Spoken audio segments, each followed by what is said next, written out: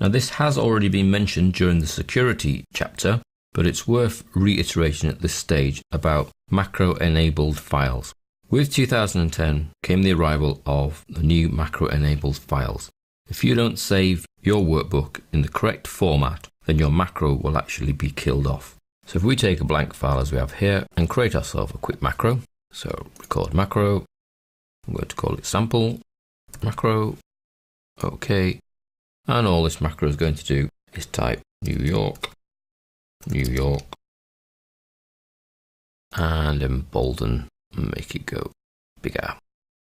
The straightforward macro, let's stop that. We know that exists. We can go to macros. We can see there's sample macro. So if I choose a cell over here, to macros, sample macro, and run, I can see it appears exactly the same as I recorded it. New York, big, bold, and auto fit the column. Now I want to save the file.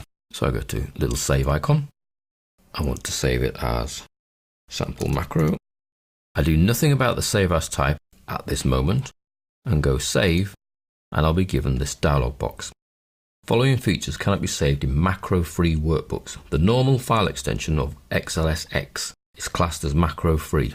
If I now click yes, and notice that yes is the default, so be extra careful, you don't just press enter when you see the dialog box, it will actually delete the VBA code behind your sheet and save the file as sample macro without the macro in it. If I want to save it with a macro, I need to click no, change the file type to macro-enabled workbook, and notice the extension is different, XLSM, and then I can save it.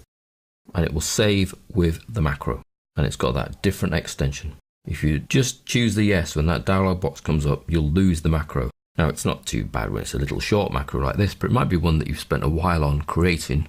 Be careful and make sure you save any files that will hold macros with the new file extension, so in the new file type, XLSM.